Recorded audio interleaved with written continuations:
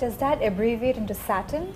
That's Satin, yeah. That came to me waiting on a train platform at East Croydon Station one morning for a train that didn't show up for a few minutes, and I came up with this Satin acronym. I used to work in British Airways, and you get these things drilled into you as a marketeer in Britain. But in any case, yeah, the South, quite right, the South, and that's really important. So it's about South Asia, it's about trade, and it's about investment, but most important of all, it's about a network. And what is the vision for South Asia? You occasionally get, every couple of years you get heads of government coming together at a SARC summit, giving some great speeches about South Asia. But the follow-through and implementation still leaves a lot to be desired. And I have come to the conclusion, and maybe some other people as well, that it's not up to the governments now. The governments have an interest in South Asia not integrating, to be honest, in some respects. I mean, there's a lot of push for integration. There's also a lot of push away from integration, for political reasons, for military reasons, I would suggest for yesterday's reasons. And I think it really worries me that 42% of the world's poorest people live in 3 countries that share a border, Bangladesh, India and Pakistan. And yet if you turn around that figure, 4-2 becomes 24. That's the proportion of the world's population in this part of the world. So the answer is in the problem. The fact we've got all these problems with poverty and stuff, it's not about more money. It's about releasing the potential of the world's biggest concentration of people. And most people that I've come across in the West, in think tanks and policy circles and media, if you say to them, guess what? South Asia is going to have 5 of the world's biggest cities in the next 10 years. Guess what? In the next 20 years, South Asia is going to be the world's most economically active population. They say, oh, really? So we have to put the facts and figures out there. There needs to be a really strong marketing campaign, but it's more than marketing, it's reputation building.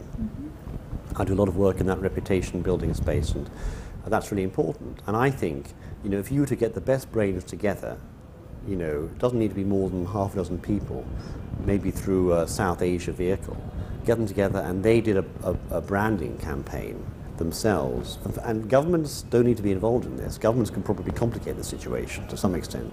Let the private sector... But it always helps to have them on board. Helps to have them on board, and the pace at which South Asia moves, and the governments in South Asia move, is not the pace at which change is taking place, I think. And so what it needs is, to have I think what it needs is probably what you are touching on, a public-private partnership.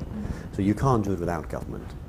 But at the same time, I think and I'm not talking about the private sector, I'm talking about people from different backgrounds. I think we need people from NGOs, we need people from business, we need media coming together. And I would, the other way to approach it is don't do it everywhere.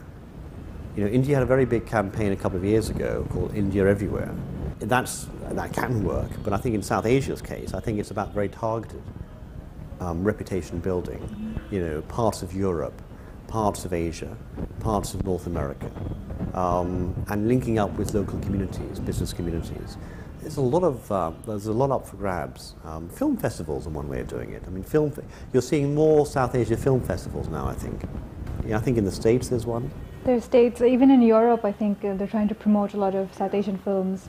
But I think, the South Asia, again, it's this thing about getting ghettoed. People look at Bollywood and they think, well, okay, film is film. And I know we have Bollywood and Lollywood and... No, a lot of Bangladeshi films are getting awards in a lot of European film festivals, so... And the thing about, that's great news, and I think the thing that we always need to remember is there are plenty of stories to tell. Yeah, that's true. 60 yees, however you define South Asia's history, whether it's 60 or 40 or whatever the definition, Sri Lanka, we always remember, they got their independence in 1948 or 47. But even so, there are a lot of stories to tell, 71 plus, and, and I think that the part of the challenge is we're not telling enough of those stories. And I think and that's why you're seeing such a boom in independent film, in literature, fiction writing.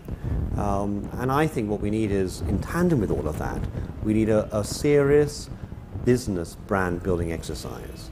And building the business brand of South Asia, I would suggest to you, is one of South Asia's biggest challenges. That was a lot of hard talk, but let's look at the future, because you have a 2-year-old beautiful daughter, and she's growing up in the UK, and you being so passionate about engaging back with your origin, how would you encourage her to learn about South Asia? Well, I did some, I wouldn't necessarily announce this on TV going across this huge population, but I will. I took to heart what Malay Lodi was. Malay Lodi was Pakistan's first woman ambassador, High Commissioner to the UK. She used to, a couple of years ago, until she was High Commissioner, she used to say, used to encourage people to invest in Pakistan. Well, I took it a stage further, myself and my wife, and we adopted a baby daughter from Pakistan. An incredible organisation, ED, that some of your commentators may know. Certainly in Pakistan, ED is a household name. And maybe I don't know whether I should or shouldn't have said that, but I mean, I think the reason I say that is because I think that that experience for me was very important, because it enabled me to connect to the place in a very different way, because I feel I've got an absolute stake now.